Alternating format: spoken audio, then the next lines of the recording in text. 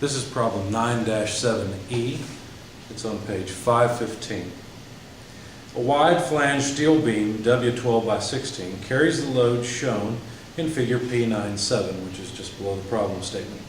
Compute the deflection at the loads and at the center of the beam.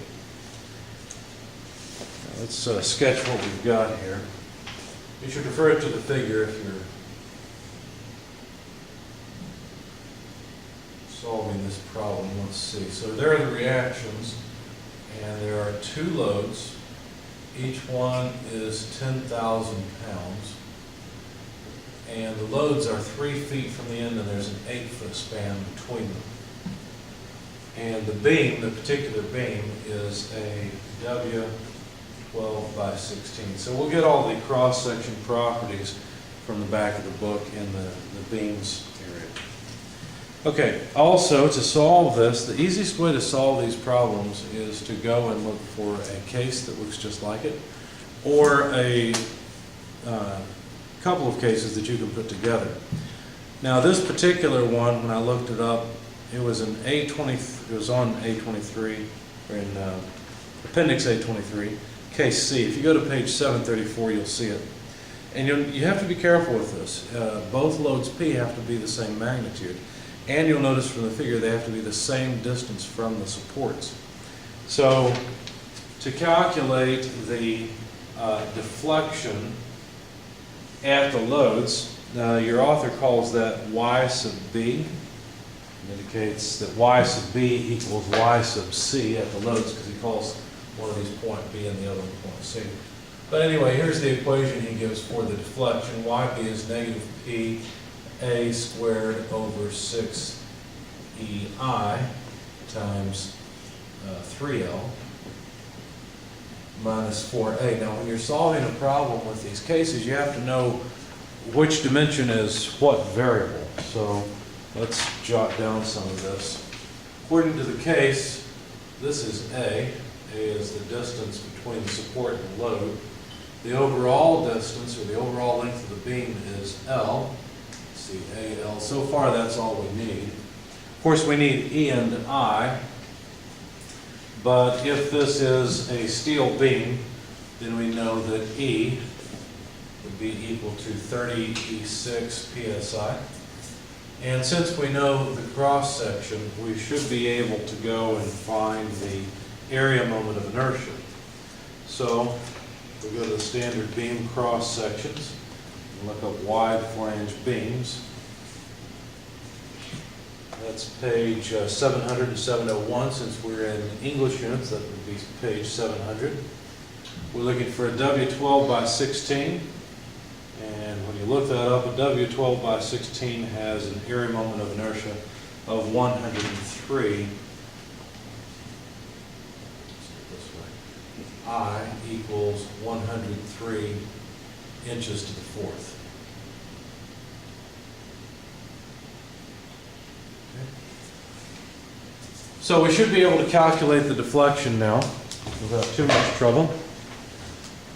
The load is 10,000 pounds. A is 3 feet, has to be squared, over 6E is 30 E6 psi.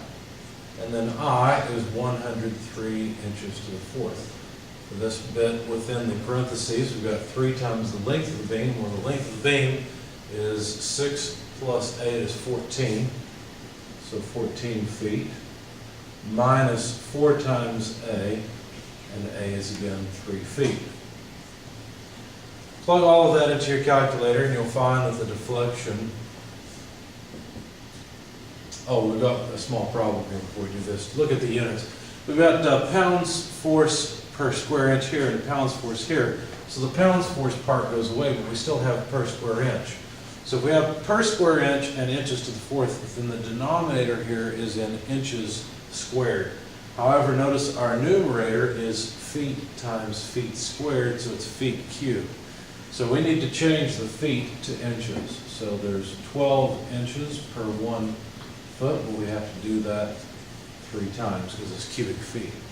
And what will happen is, notice the pounds of course are gone, and now we'll have inches cubed over inches squared, which are just inches. And so now when we plug it into the calculator, you find the deflection's about 0.2517, a little over 1/4 of an inch. Now to calculate the deflection at the center, well, that's the maximum deflection, and your author calls that Y sub E because he calls the point in the center E in this case. Anyway, it's negative PA divided by, and this is from the appendices, of course, same place we got this equation, page, wasn't 700, that was the beam, whichever page it was, 823, case C. Anyway, here's the equation for the deflection at the center of the beam. And L and A are just as they were before, so now we can plug in the numbers. Negative 10,000 pounds force, multiplied by A, which is 3 feet, divided by 24E. Notice you can usually put the load and EI together, sometimes even a geometry factor can be thrown in, that way you can reuse it later. It would save me a little bit of time, but I didn't do it. Okay, 30E6 PSI multiplied by 103 inches cubed. Let's see, what else? We've got all of that.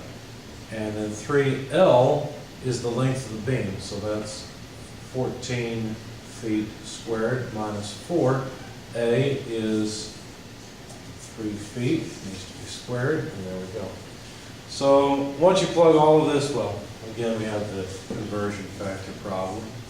12 inches per foot, quantity cubed should take care of our units. Once you plug all of that in your calculator, you'll find the deflection is 0.3859 inches. It better be larger than at the loads, because otherwise the deflection would not be maximum at the center. But it is, so our number came out as we expect. It's larger than 1/4 inch. It's a little over 3/8 of an inch at the center, and about 1/4 of an inch at the supports. And this is with a beam that's, let's see, how tall is this wide flange beam? Well, the first number is 12, so it should be 12 inches tall. So this is a foot tall beam. So with that kind of low, you get a decent deflection of this fairly large beam.